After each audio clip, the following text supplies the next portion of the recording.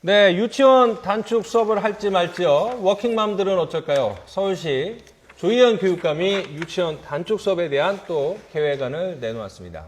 네, 사실은요, 이 정확히 보자면 지금은 유치원에서 5시간을 교육을 하고 있습니다. 그러니까 9시에 등원을 하면 오후 2시쯤에 이제 끝마치고 나오는데 이 교사들이 자기 발전도 하고 자기 개발도 해야 되는데 오후 2시는 또 유치원생들에게 너무 시간이 많다 그래서 줄이겠다라는 얘기인데 유치원 시간을 좀 줄일 필요가 있을까요? 뭐 어떻게 워킹맘이시니까. 이것이 그러니까 제가 지난번에 뭐 아이들 등교 시간 늦추는 문제에 대해서도 얘기를 했는데요. 네. 이 학부모가 전업주부만 있는 게 아니에요. 그러니까 일하는 맞벌이 부부도 있고 그 일을 해야 되는 워킹맘도 있고 이런 것들이 복합적으로 그러니까 아이를 양육할 수 있는 환경이 다양한 게 우리 지금 섞여 있단 말이에요. 그러면 분리할 수 있는 사람의 기준을 맞춰줘야 되는 거예요. 예를 들면은 아이를 2시에 유치원에서 지금 내보내는데 만약에 더 땡겨서 12시에 내보낸다. 그러면 아이를 양육하는 것을 전담하는 전업주부 같은 경우에는 2시에 데려오던 아이를 12시에 데려오는 게 가능해요. 근데 평상시에 이제 일을 하는 워킹맘 같은 경우에는 2시가 아니라 사실은 원래 5시, 6시에 데려올 정도로 이 종일반 제도라는 걸 이용해야만 할 정도인데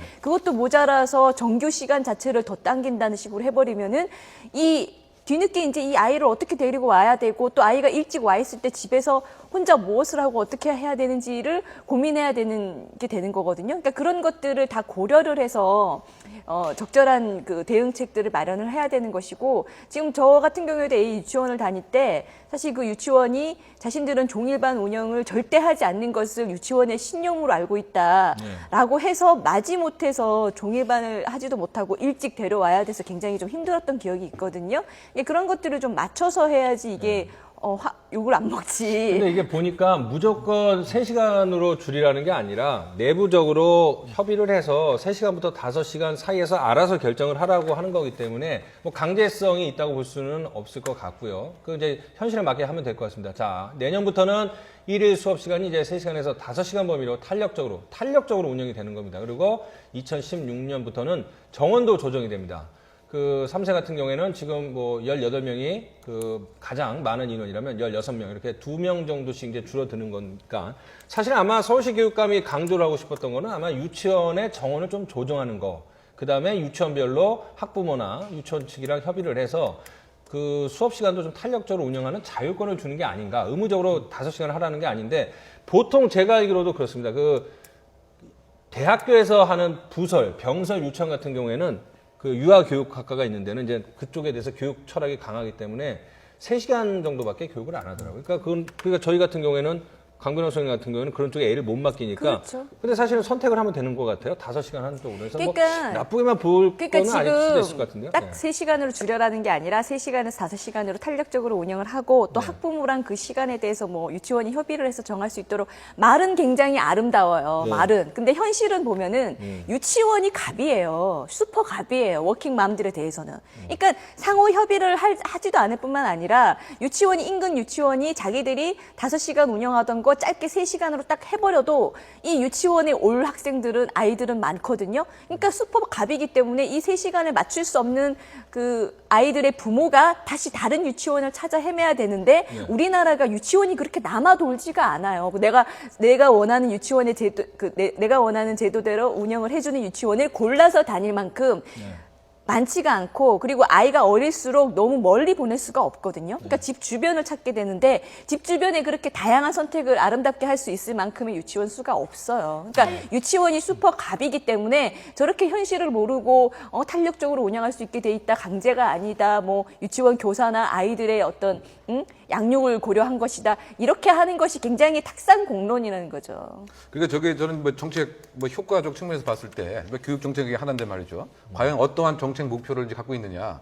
공식적인 그 얘기는 그 교사들의 유치원 그 교사들의 어떤 뭐 발전, 자기 개발 뭐 그걸 첫째 이유로 든 것 같고 그 두 번째는 이 아동학적 입장에서 봐서 아이들이 예를 들면 3살, 5살 때는 사실은 유치원에서 수업을 덜 받아야 된다. 근데 오히려 저는 그것이 좀 와닿지가 않는 것 같아요. 맞아요. 오히려 그것도 맞지 않는 얘기예요. 맞지 않는 것 같아요. 그- 유치원에 있을 때 아이들이 더 재밌어하고 더 재밌어하고 더 잘 놀아요. 왜냐하면 또래 아이들이 있거든요. 그리고 거기에 놀이기구들도 많이 있고 집에 오면 할 게 없어요. 아이 혼자 집에서 뭐 해요? 계속 TV 틀어놔야 돼요. 스마트폰하고. 예. 그렇죠. 그러니까 뭐 인지 발달적 측면에서도 또래 아이들과 이 상호 접촉을 하고 유치원 선생님한테 뭐 일정한 뭐 애착도 느끼고 이런 과정에서 정상적인 아동 발달이 더 가능한 것이 아닌가 생각이 들고요. 네.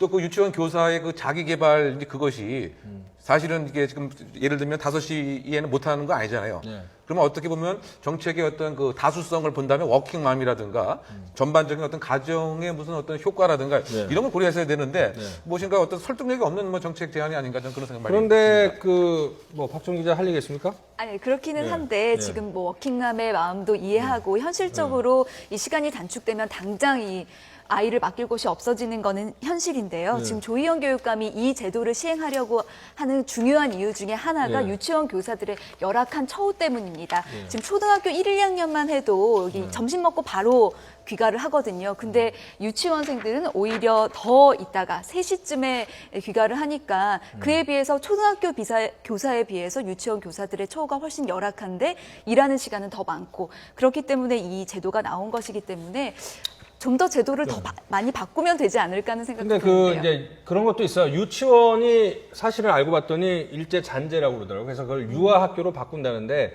아마도 그 진보 교육감의 교육 개혁이라고 볼 수도 있는데 뭐 반발도 있지만 자사고 얘기를 한번 해보죠. 조희연 교육감이 이제 자사고를 일반고로 전환시키기 위해서 강력한 드라이브를 했는데 경쟁률이 생각보다 좀 높았습니다.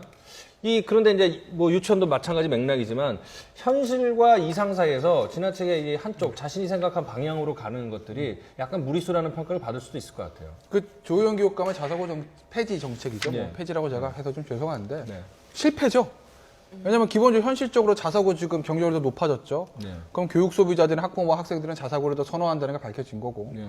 법리적으로 봤을 때도 지금 그 약간 규정상의 문제들이 있잖아요. 그래서 교육부에서 그 교육감의 그 지정 취소를 다시 직권 취소를 한 거고 네. 그에 대해서 서울시 교육청에서 지금 대법원을 하다 기관 소송 제소했거든요. 네. 그렇게 되면 그 소송이 언제 끝날지 모른다는 말이죠. 그렇게 되면 어떤 그 조희연 지금 일각에서 나오는 얘기는 조희연 교육감 임기 내에는 해결이 안 될 거라고 하고 있는데 네. 그렇다고 보면 조희연 교육감의 저 정책은 어떻게 보면 현실을 도외시하고 네. 본인이 어떤 교육 철학이나 교육 이념을 좀 무리하게 강요한 결과가 아닌가 저는 뭐 그렇게 보고 있습니다. 자, 이제는 그래서 뭐 여러 가지 얘기가 나오는 것 중에 하나가 그 지자체장과 교육감 선거를 뭐 러닝메이트로 해야 된다 뭐 이런 얘기가 있는데 가장 현실적인 게 지금 뭐 무상 보육이나 무상 그 급식도 그렇지만은 지자체장과 그 교육감이 성향이 달라갖고 엇박자를 내는 경우도 있지 않습니까? 이 부분은 어떻게 해결을 해야 될까요? 그게 그 우리가 애초에 그 교육감을 정당 공천 안 하는 이유는 교육의 정치적 중립성 얘기하는 거거든요.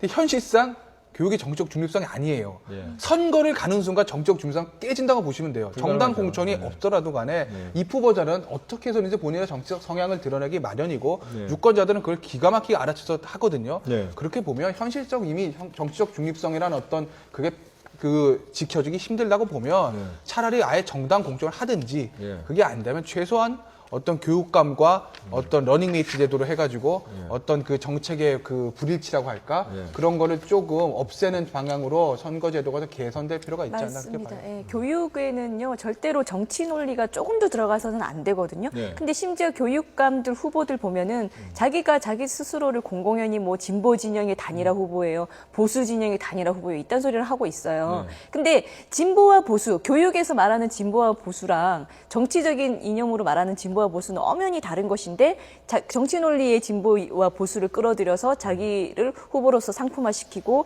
보수를 지향하는 정치적 성향이 있는 분들을 결집해서 표를 받아서 교육감이 되려고 하거든요. 이런 것부터가 잘못됐는데 이런 어떤 교육의 정치적 색깔을 완전히 빼는 방법을 우리가 생각해 봐야 됩니다. 근데 오히려 근데 현실은 오히려 교육 분야에서 정치적 색깔이 아주 더 선명하게 지금 나타나고 있는 것 같아요. 뭐 지금 뭐 자사고 문제도 결국은 다들 좀 평등하게 이렇게 네. 이제 공부를 해야지 어느 누구 아이들만 더 공부 많이 하고 이런 거를 좀 폐지하자. 그런데 그게 어떤 시장 경제에 맡겨서 뭐 예를 들어 해야 될 문제인데 너무 어떤 정치 편향적인 모습이 있고 특히 조희연 교육감 같은 경우는 뭐 어떻게 본다면 진보 교육감은 이제 단일화가 됐지만 네. 보수 교육감은 단일화가 안 되는 어떤 반사적 이익으로 선출된 면도 많이 있단 말이죠. 그런 측면에서 봤을 때 이번에 그 자사고 폐지에 있어서 일반 서울 시민들은 오히려 반대의 지금 의사를 이제 보이고 있는 것으로 해석을 할 수 있을 것 같아요. 그렇다 본다면 교육감 개인의 너무 편향된 개인 철학, 교육 철학을 정책에 즉각 구현하려고 하는 무리수를 두고 있는 것은 아닌가 저는 뭐 그런 생각이 좀 많이 듭니다. 자, 잘 알겠습니다.